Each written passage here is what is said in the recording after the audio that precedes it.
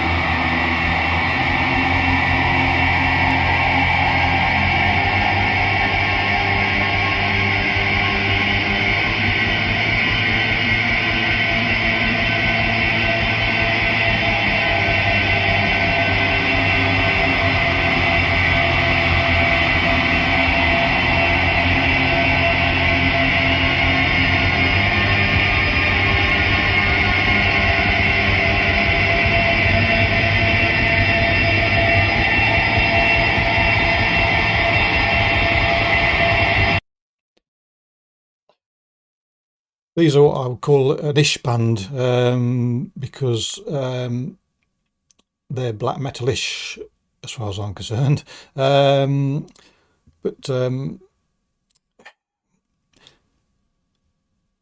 defining music by labels can be fraught with danger at times. I mean, if you listen to any sort of music and you talk to people that you get to know through socially or through work, eventually the topic comes around to what you're into and what you listen to. And when people ask me, I say, well, I listen to all sorts really, but mostly black metal, bit of grindcore, bit of death metal, and invariably for the in the majority of time, people look at you blankly and go, "What's that then?" I always remember somebody at work once when I said I listened to black metal, said, "Oh, is that like Linkin Park?" Of course, no response was required to that at all. But the problem with defining stuff is if can't remember what Wikipedia says black metal is, but I think it's along the lines of shrieking vocals, fast tremolo picking, etc. But really, just defining black metal by its wiki definition is like calling a rainbow red. Yes, it alludes to what a rainbow is, but it's way off the mark. And so I guess the point I'm making is that if you described Night Beheaded by the wiki definition and then had that person listen to it, they'd say, well, it don't sound like that. So there you go. But we all know, don't we, that all genres, very many genres, broaden their horizons and develop and evolve. The main thing I'll describe this one as is engaging and intriguing, if I can get the word out.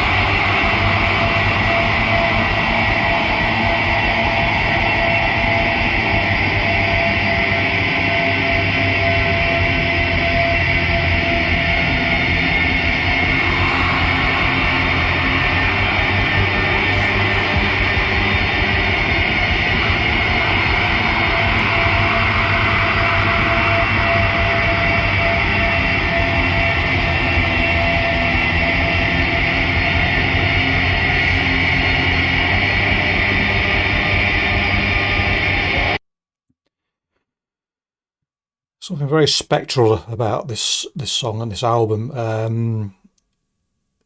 Your traditional rock and roll riffage is nowhere to be seen, and that brittle melody that permeates throughout. I'm not sure if it's guitar or I think viola's mentioned somewhere, whether that provides that particular melody. It sort of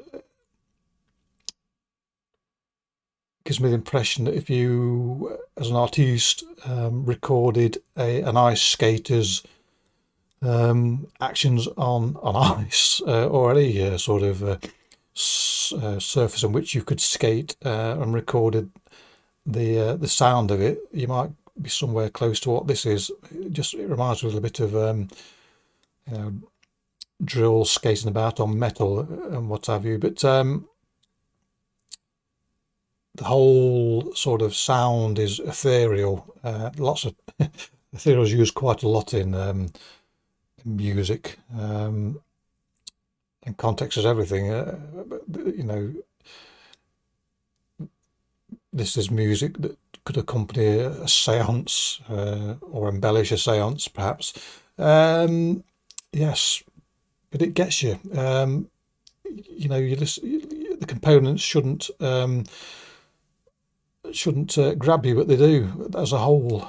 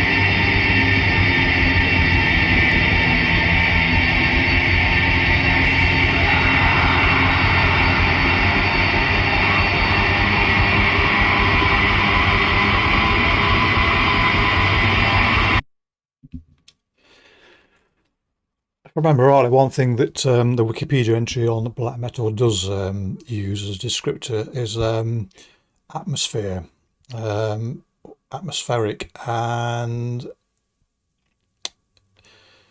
if you disputed my assertion that this song and this album, if you heard all of it, contains atmosphere and then some, I would have to take you to task and say it blooming well does, you know. Now, obviously, atmosphere can mean anything, but for me, the atmosphere here is it is the the beyond. It's it's I say supernatural, but that can bring up visions of all sorts of cheesy nonsense. But wraiths. It's a wraith-like vocal. You can you can imagine sort of wispy ghosts and souls flying through the air with this. Without, I don't mean a pantomime Halloween sense, but sort of um, there's certainly an aspect of that sort of otherworldliness, shall we say. It's great. It is.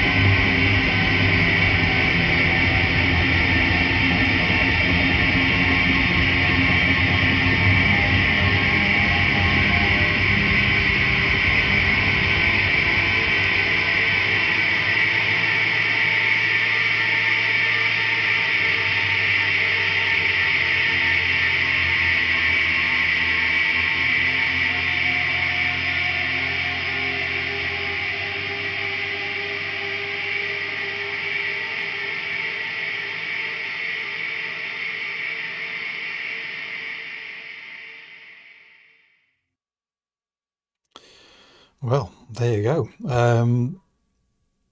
What a delight that was. I don't know why. It's one of those things that, you know, defies description in many ways, and certainly it's a style that defies convention. Sure. Now, the other night, I think I had this album about 2 days, or yeah, 2 days, 2 nights, should we say. So the first night I bought it, I listened to it with headphones in the dark, reposed on the bed, and being stone cold sober, it took me to places and brought all sorts of visions to me as I listened to it. So what on earth you'd make of it stoned or pissed out your skull, God only knows. Um, but it is something that it sort of burrows itself under the skin, and like a tapeworm cyst finds its way into your brain and burrows itself in there, and lays there, sort of twanging your synapses and bringing visions of all sorts of things. The rest of the album is very similar to this. A couple of ambient parts, and then these three tracks that sound have a similar style to this one. So three in total, I should say, but they're all subtly different, and they all look at the emotions. They depend on what sort of person you are, I suppose, but it is my favourite find of the year so far. It is glorious. Anyway, waffling again. Clicky bollocks if you want, and I'll catch you all next time. Cheerio.